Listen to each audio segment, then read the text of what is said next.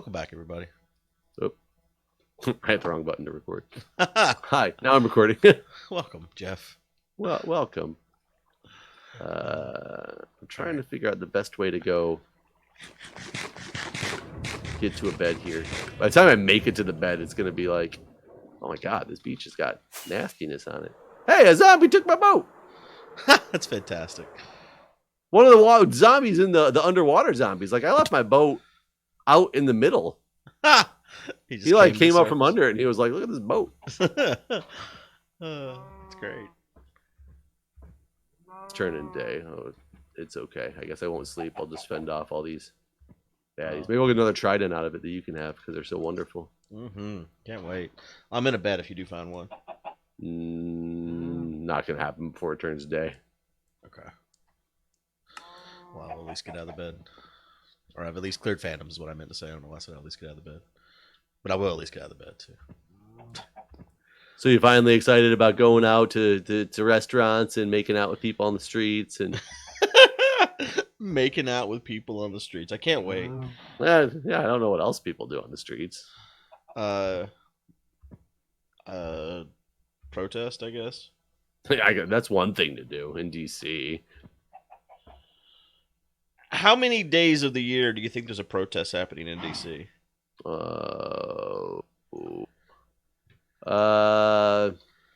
Between 40 and 50 probably. Really, that low? I mean, maybe more. I'm trying to think. There's probably not one every single weekend, but there's also other protests that are not on the weekends. I would have thought the number would have been like 200. I mean, I guess it's possible. Well, you live there. You would know better than I would. I don't go to them. My wife does. I don't. Have you ever been to a protest? Yeah, I mean, sure. Been to them. Did you say I'm sure, or did you say sure? I said, yeah, sure. I've been to them. Okay. It's almost like you didn't really know. Like, yeah, maybe. Probably in DC. You might not know if you've been to one. Be like, I don't know if that was a protest, but maybe. Maybe it was. Well, then. Well, what have you protested? Did you want to be there, or were you just kind of drug along by Julia? No, I drug along for like small time frame.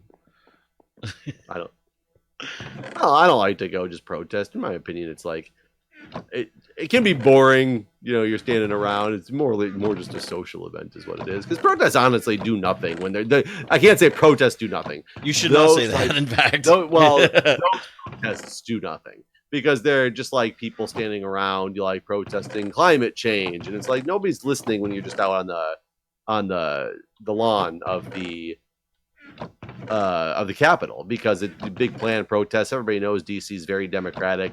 You know, nobody's paying attention except for the people who are there protesting. You know, it's more of just coming to solidarity with people who think like you, as opposed to that you're making a difference in the government. You know, that's the problem. That's what I mean by. They don't do anything. I mean, maybe. Go on. I would like to hear a difference in opinion. Well, I just think it depends on what happens as a result. Like, you know, is it covered by the news? That sort of stuff. I think, like, when that's the case, that, like, maybe it does do more than you realize, even if you're there. Like... you know, someone at home may have seen this, and now they're motivated to go and protest and have their voice heard and add to the kumbaya. I feel like there's, when you ignore science, a protest is not changing your mind. Sure. Yeah, I won't disagree. So, you know, with that. Yeah. So there's a different, you know, pieces of it as well. Trying to figure out the best way to get this guy into. What if I drop a railroad cart off a cliff? What if I drop a railroad? Will he fall out, or will he stay in it? He might die. In the railroad cart? Maybe. Do you really take damage? Probably. I don't know. We're gonna find out. Oh crap! That's not close enough to where the water where I wanted it. Has there ever been a subject that you were motivated to go protest? Like, ooh, he did take damage. Like, what about like during the impeachment trial, like the Mueller report, that sort of thing? I mean, there's lots of subjects that I feel strongly about that protesting would feel good to do, but I don't think it would make much of a difference. What I have felt strongly about that I would be tempted to do is I would be tempted to be those people on the front lines, the nurses who are protesting the protesters Right. about the Yeah. stay-at-home orders and stuff. Like, Right. I'm okay with that. I think that's the counter protesting thing has a reason and makes a voice. But have you ever protested? I Did you start haven't. because you wanted to protest and you were like, Jeff's my guy, he's gonna go protest with me, he believes in protesting? I mean, I've definitely felt motivated to protest. I do feel like I guess I feel disheartened by things where I feel like there's no point. Like, I can protest until I'm blue in the face. No one is not doing. I feel like protest did more. I mean, maybe I don't. What has changed? Why is Why is it this guy not getting my protest vote? used to do a thing? Why is this guy not getting my I got him a vote. Like, I mean, didn't like the women rights activists whenever they were protesting, didn't that help women get their right to vote and things? Like, or did the protests, do you think, really have no, or like Vietnam protesting? Like, do you think all of those had no effect on things, or they did? Like, what do you think? Uh,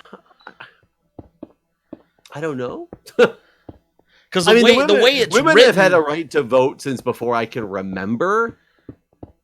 So protests back then might have had a different feeling. Maybe their protests were less frequent and therefore they meant more. The way protests are presented to us in history books, they're presented in a way that they allowed change to happen. They convinced people. I don't know. It's shown in such a different way and glorified in a way that to like today, it doesn't feel like any of the protests that happen do anything at all. Right. That's what I'm saying. That I don't think that they do now. That's why I don't feel But it why necessary. did they back then, or did they never? Well, maybe they happen less often. Maybe they had less coverage, and therefore it was when they got coverage, it was because there were so many people that some news outlet was like, "Well, shit, this is gonna be big," or some news outlet with an agenda that they wanted to push a specific topic could more easily go push said topic because they had a venue to show people that something they didn't see on a normal basis, even though it might have happened on a normal basis. But I think that you see like the Women's March, some of these the gay rights things are just as big as any protest that's ever happened. Like the number of people present is just as big as the gay pride parade and stuff around here, it's huge. Right. So why is that not doing anything? I mean, I think for the DC area, the DC gay pride community. So I actually do think the gay pride parades have been good because there's been cities that have been very accepting of gay people for a long time, such as DC, where the gay pride parade is. I don't know if it originated here or just really big here, but then there's been other cities that were smaller turnouts for those type of things that have now gotten bigger and bigger and bigger because it's been like it's become a big staple of that area as they started to increase the size. So maybe that actually has helped. Okay. Why do you think? So I guess that was, my question was gonna be, why do you think like the young and stuff don't feel the need to protest as our parents I don't think did? that's true at all. I think the young do protest a lot out here. I mean, like where I live, like. Well, because you're not by a state capitol building. I don't know. Well, that's the thing. It felt like whenever you look at at history, people would like go to Washington to protest and stuff. And I mean, like there's even organizations like MoveOn.org that organize these protests, like at, the Raleigh Capitol building or whatever, in my area, but they do it nationwide. And some people participate. Actually, whenever I say I've never been to a protest, that's actually not true. I did go to one organized by MoveOn.org, but that's been a long time ago. But I don't know. It seems like it's not as prevalent as it once was, or something. I think protests are extremely prevalent now. They're just less. They're not as awe-striking because they are so prevalent now. So you're saying that there's too much protesting, and that's why no one's listening. Yes, in a way, that is what I'm saying.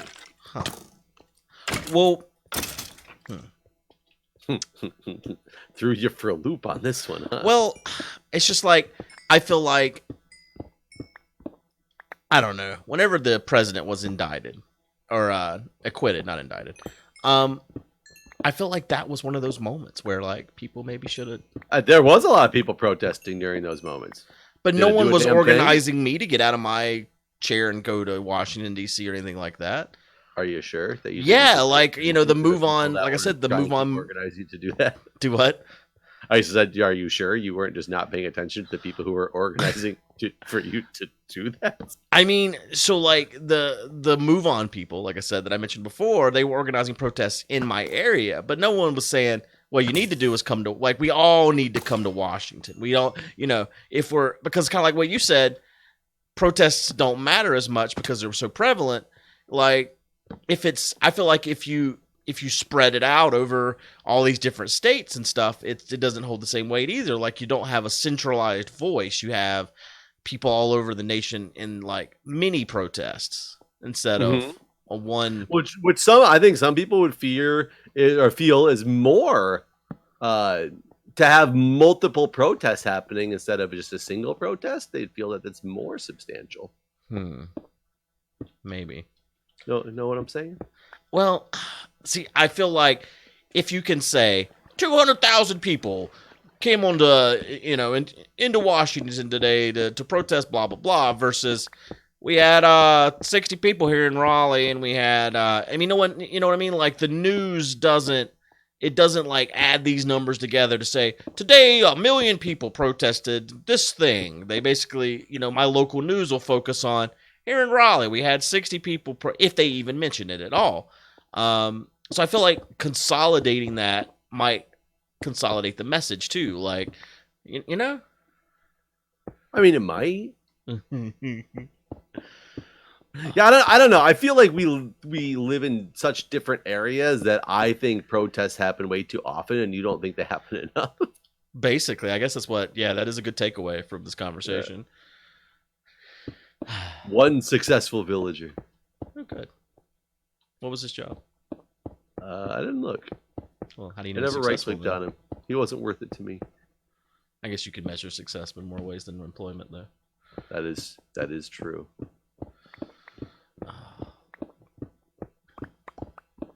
Well, protests.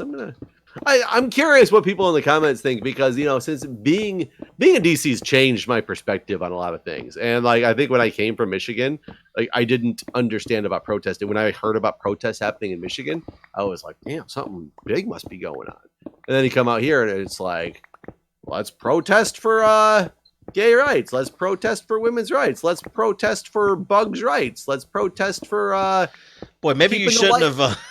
Keeping the lights on after 11:45 p.m. in a residential neighborhood. Let's protest noise ordinance. Like there's a protest for everything, or there's protests and there's rallies, and that's where it also gets confusing. Right. Yeah, that's true.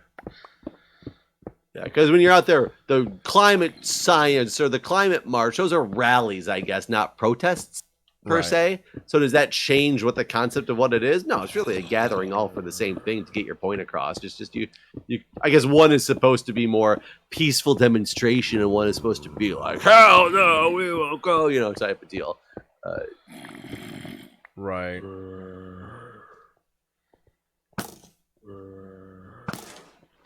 Does are you part of a union? Not anymore, but my hospital is unionized, yes. I mean, technically, I guess I am part of the union for the place I'm a professor at. Has there ever been any union protests?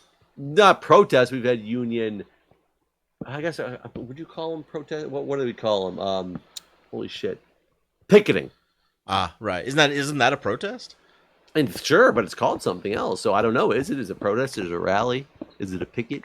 Do they have a specific? I've never looked into the definitions to know, does picketing term something specifically that is different than protest? I don't know. Uh-huh. Yeah. And it very well could. I just don't know the answer.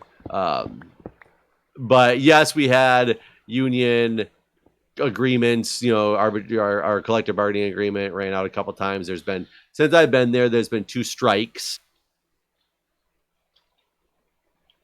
that I was quote unquote part of. Are you just telling yourself some information? Yeah, I am. So I don't have to remember that in a minute. Like, is there a hitman after me that to know about? He's coming. It's there's so there's been these strikes that I've been part of. The first one was more of the people who were really big into the union tried to rally everybody up and basically almost kind of coaxed you into the shift when your shift was over, when because I worked the night shift before the strike nurses took over in the morning, and they tried to keep us completely separated, blah, blah, blah. It was all this big thing. But the real big union people were like almost not violently and not in a way that like made anybody feel uncomfortable, but in their own way, they just kind of blocked the doors in such a way to guide you out from your car to the picket lines instead.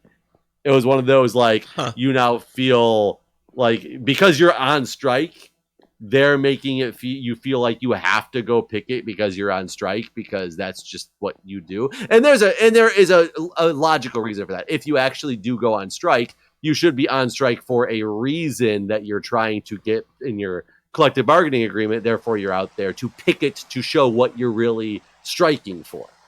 Show solidarity in the workforce. So there's a reason for that. The problem with the way that they did these strikes was the first one happened when I was a new nurse, and I didn't quite understand all the ins and outs of it, and I was really back and forth on if I was actually going to strike. But then they made this weird thing. Did you just hit me? I was trying to get your attention to go over here and sleep without interrupting you. I was like, are you the hitman? I am the hitman. You're your own hitman. You have to get yourself coordinates to come over here. And so I was really back and forth and on the fence about whether I was going to go on strike or not, but I kind of felt a little bit of pressure too. But at the same time, I was just kind of like, okay, let's see how this plays out. I'll participate in the strike. I've never seen this before. Of the emergency department where I worked at, it was like a 90% people on strike rate. So it would have been really weird to not be on strike. And that's not a reason that you should strike. You should never go on strike if you don't agree with it because you feel like you're supposed to. But that's fine. I was okay with striking. They were taking away a lot of stuff in our collective bargaining agreement. The second strike that we had 5 years later at the end of our next contract, I didn't actually want to participate in the strike because I wanted to work. I didn't believe in the reasons that they were striking, but there was some weird thing where they made you, and I had vacation planned a couple days before this, or I was out of town for a couple days before this. You had to go check into the hospital if you were going to strike on a specific day so that they would let you back on campus. If you didn't check in whether you planned on striking or not, you were officially striking at that point, because they wouldn't let you back in. So I physically was forced by the hospital to strike because I couldn't go in and get my name on the list and prove that I was not trying to illegally cross the picket lines or whatever. So it was a really messed up way that they went about that one. Yeah, it's kind of screwed up. So I've been on strikes. That one I just refused to go out and picket because I didn't want to be on strike anyway. I didn't believe. What was the subject matter of the strike? Oh God, that one. They were really pushing for patient ratios. They wanted everybody to be a 4-to-1 ratio, 4 patients to 1 nurse maximum is what they were really, really, really pushing for. I know California has that. That's our union is based out of California. That's what they model their stuff after. So that was their big political. The union that we have is very, very political. I've been very against the union for a very long time since I've been there. But they make it so that you do a disservice to yourself by not being in the union, because you still have to pay an agency fee because it's a union shop, and the agency fee is your union dues. You just don't get union representation. I see. So there's no reason not to be in the union if you're in one of those unionized positions, because you just lose representation but pay the same fee. So, you feel benefited to do that. And some of the other stuff that they were trying to say, that they should have said, like in the one that we that I wanted to participate in the strike because I didn't like what was happening in the collective bargaining agreement, I used to get a 25% shift differential for being a night shift only person. 25% shift differential for being nights only, because it used to be 15% differential if you worked a night shift and you were a rotator, 25% if you went to a nights only position. So I did that because that was fucking bank.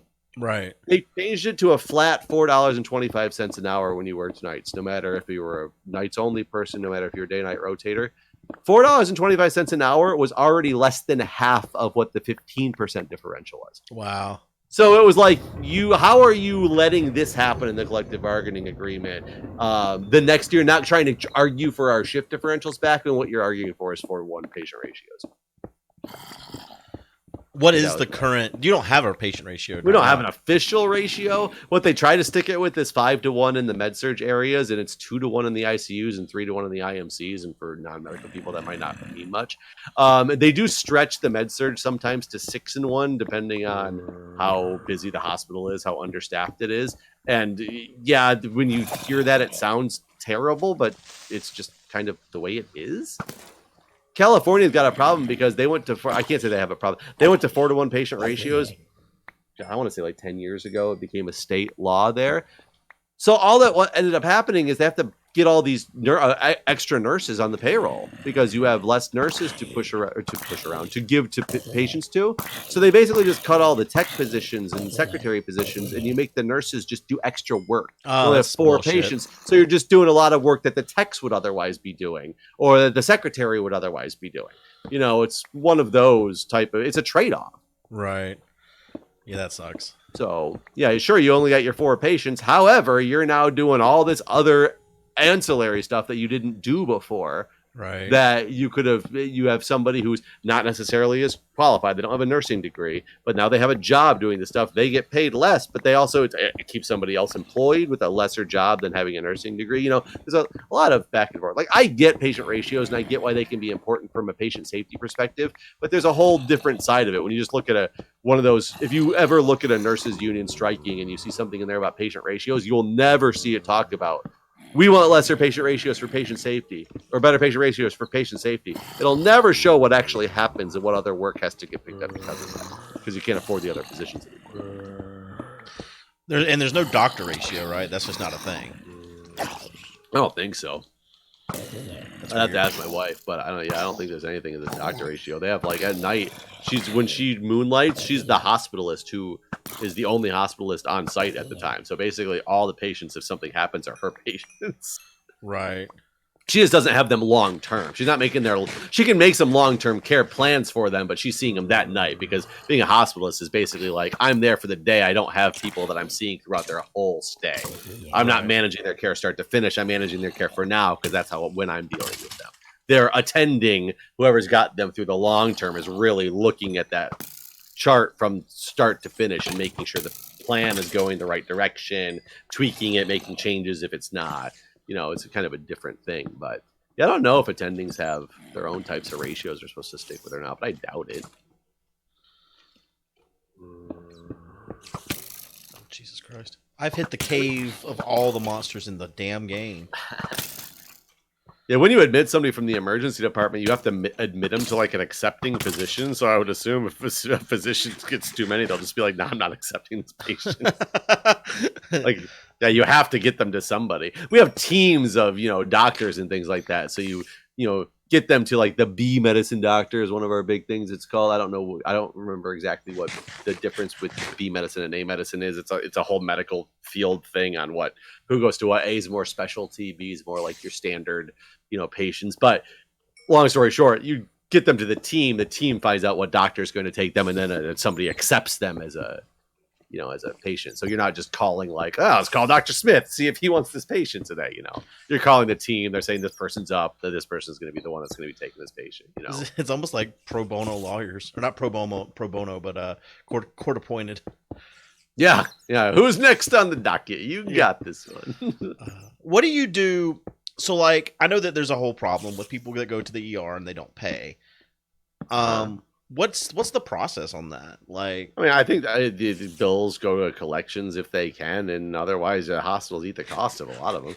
I mean, I think there's a lot of people who probably they don't even send bills to collections for anymore because your homeless population and stuff, you're not going to get payment from them. So I don't even know if they necessarily bother. I think they just might chalk it up to I don't know how the whole billing side works. It could be that they have to bill the patient in some way or send them to collections. I don't know if they really do that, but I think they actually try to work with a lot of the homeless people on a more regular basis to get them set up with services, because those services are what get you paid at the end of the day. So it's like more beneficial for you to help them out when they're there to try to get services for the next time so you can get payments the next time they come in. Right. I know it sounds sad and I'm laughing about it, but it's kind of a weird just way it works.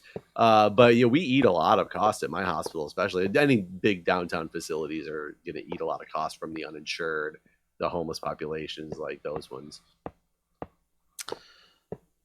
Do you think there's like let's say you're used to seeing Bob or Sally or whoever the local homeless person is that comes in regularly. Do you think they get a lesser quality of care? No. Okay. No. I mean, so I say no. In the emergency department, it's interesting. If you want a real honest answer, I think they might get initially overlooked for things because a lot of times we get a lot of homeless people who come in because they're drunk and need a place to stay and want food. Right. So can they initially maybe be overlooked that they're not having a big problem because you've seen them every day for the past week and all of a sudden you find out, holy shit, they're not just drunk today, they have a head injury? That's why it's very important. You have to teach this to new nurses in emergency departments. A big part of the teaching is you can't just assume all homeless people are drunk, even if you saw them there the day before drunk and the day before that drunk and the day before that drunk, because it has been problematic before with things like that. What if somebody comes in for legitimate issues that you like? Let's pretend I don't think that it's that you're there because you're drunk. You literally came in because your chest is hurting, you're homeless. No, I don't think there's any difference in the care at that point. I think they're treated just like everybody else. I think it's just initially they might get overlooked as being something that it's not, because Right. it's almost like the boy who cried wolf, though I can't say being in there, because most of the homeless people who come in drunk and want food, occasionally they try to sell you a load of bullshit so that they can, get food and, I'm here for some other reason. 90% of the time, they're just going to tell you, I'm drunk and I'm hungry and I'm cold. Right. Well, like I know, like in like TV dramas or whatever, you'll have that case where the homeless man or woman come in and they just think that you're just a drug addict and that's all you're here for is to see what drugs you can get. But I know, like when I go to the doctor, hell, we've talked about it before, where like I had like a tooth pain and they were like, here's an opioid. Yeah. Yeah, I will say of the drug seekers, because drug seeking is a big thing that you have to watch out for, and it's a real back and forth story as well on how do you find out if somebody's drug seeking or if they're really legitimately in that severe of pain for seemingly like no reason, or why are they saying all the right things to get this specific medication, which can happen. Like there used to be a thing, it was a big cocktail of like Dilaudid, Phenagrin, and Benadryl. And it was this known combination, apparently, that when people would get it, it gives you this insane high. And you started knowing the people who came in, and they'd be like, oh man, I'm so, just in so much pain. You got to give me this. Oh, that stuff doesn't work. I have to take this. Like the doctor said, you give them that, and instantly they're like, oh my God, it's itching so bad. And I feel sick. So they I feel want sick. Benadryl. Like Yeah. it was immediately like you could watch the progression of some of these people because they knew exactly what to say to try to get those drugs. Right. But as a nurse, luckily you're letting the doctors deal with that as opposed to you dealing with it as much because you're not the one prescribing the medications to them. Right.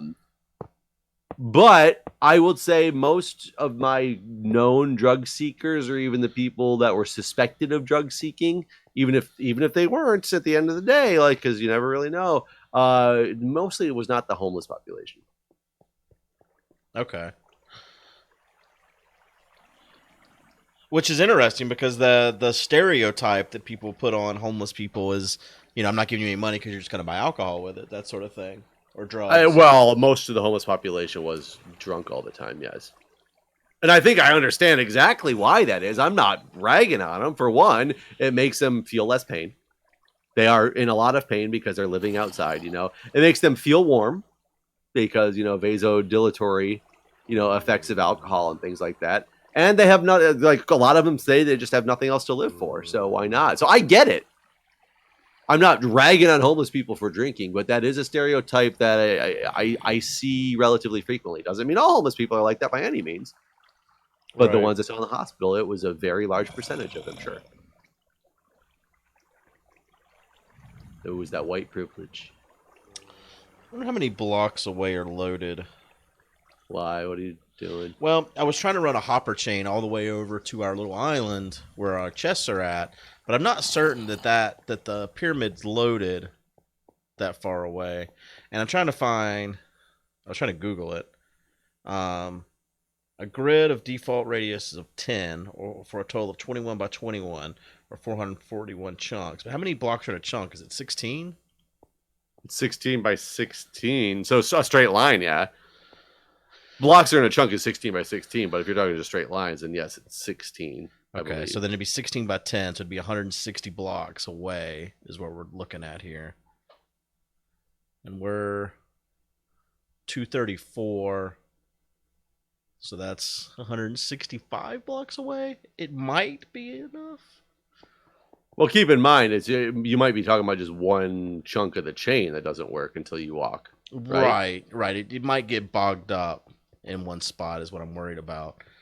Is it right in the middle as opposed to just like it's the end? Like basically the end point. The storage itself might not get loaded, basically. I don't know. We're going to see. Which is probably fine because you wouldn't need it loaded until you go down there, right? It would just finish loading once you walked down there to get. I guess the only problem is if all the hoppers got full, but then I guess it would just true. stop pulling. So I guess it's not. I guess this isn't a non. Is mostly a non-issue. Well, remember what happened with the farm? Yeah, but those were items on top of. And I'm not doing that. You know what I mean? Like those items were sitting out. And that doesn't happen with this because they're just staying in the hoppers. I do need more iron, it looks like, though, unfortunately. Well, that's why I'm trying to make an iron farm. It's dark again, and I can't. Oh yeah, that's what you're doing. I almost have enough, so I won't need much. So you're wasting your time. We're making this goddamn iron farm. See 2 more villagers transported over. What do you think homeless people are doing now during coronavirus? Staying at home. That's the worst fucking thing I've ever laughed at. I don't know. I mean, the homeless people around here, there's still a lot of homeless people that are around this area. I see the same guys that, walking up and down the street. Taking your packages. No, yeah, nobody's taking our packages in a while. I'm kind of surprised because some of the guys, one mailman that we have seems a pretty regular guy. He's pretty good about making sure any packages get hidden somewhere. But, we get a lot of random packages dropped off by, the single Amazon package that comes. And those guys are just like prop it up on the doorstep with a sign, essentially. Right. And I haven't had a problem because I check my phone all the time whenever it goes off. You think there's less package theft now that everyone's at home? I definitely think there's less package theft now that everybody's at home. And the nice thing is for me right now, I guess, it's the neighbors. They're always out on the porch with their kids during the day now because they're all at home all the time and their kids have to get some form of exercise. So they're out running around in the front area. So I think it deters any, thieves from my house because they're all out on the porch. I wonder. I'd love to see. I'm sure there's. I mean, I know there's no school shootings for the first time in ever. In the last 20 years, we're not having school shootings. So that's one thing that's changed. But I wonder what all. I mean, kind of hard to have a school shooting without school. Exactly. Shooting in a Zoom meeting. It's just doesn't have the same. It's not the same, right? So it's interesting how a lot of this stuff is. Who knew all this time the cure for school shootings is no school? Yeah. Who knew all this time the cure for school shootings was just 100,000 dead in the U.S. Yeah. That's awful. True, though. I mean, it's true. I think that I saw the statistics today that they think we're going to hit 200,000 in the U.S. before this is all over. They think it's going to double from where we're standing right now. And they're talking about reopening. They're talking about it. They're doing it. Yep. In my opinion, they're talking about it because they're not doing it here yet. When's your date? We don't have one yet. I don't know if we are going to open when everybody else is because, like I said, DC started our numbers are picking up. Well, so are ours. Well, we're picking So up. is We're every other opening up state our- that's opened. We're picking up we're opening up our COVID hospital next week. Like New York's is shutting theirs down. So I don't know what they're gonna do here in DC. So whenever they ordered shelter in place, they did not set a date. I don't know, because if they did, it would have been May 1st, right? No, ours was May 8th. Originally, your original date was May 8th. I'm not certain. I think so.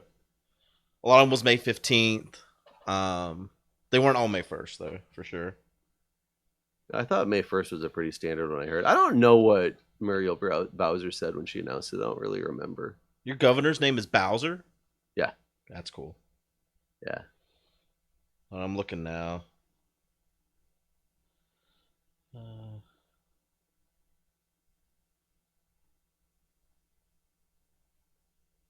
Looks like this Friday. Yeah, we haven't announced anything on if they're going to extend it or if they're going to keep it. It'd be really fucked up if they really opened back up on Friday. The DC government opens back up on Friday, and on Friday, or on Tuesday, we open up a COVID hospital. You know what? I guess the original order must have been April 15th because the DMV was supposed to open on April 15th. You know what? I think that was here too. I think they extended it to May 8th. Yeah. It looks like Maryland, Virginia, and DC will all end this Friday, though. I don't think that's going to happen. We'll find out. I guess it's coming up. Yeah. I mean, that's what I thought. I thought that they would change ours as well. Oh no! Yours ends May 4th. Yours already ended. That's not true. They didn't open anything back up. Huh. That's what's so confusing about this stuff is that the federal government talked about this phased reopening, but then you have the states talking about reopening. And it's like they heard the words they wanted to hear, and the only words they wanted to hear was reopening, and this whole phase shit ain't got nothing to do with nothing. I heard phase, and I was like, God damn it, we're finally getting phasers. Thank God. Basically. Keep these people on their stay-at-home orders. Phasers.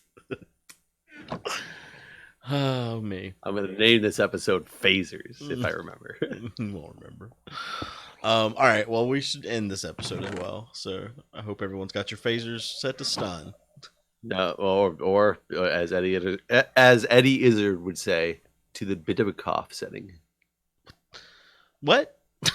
You ever listen to Eddie Izzard, the comedian? I have heard Eddie Izzard's stuff, but like just before we end, he would do one about. He's like phasers. It was either like stun or kill. He's like, there's just no in between. He's like, why couldn't there be like a bit of a cough setting? That's pretty funny.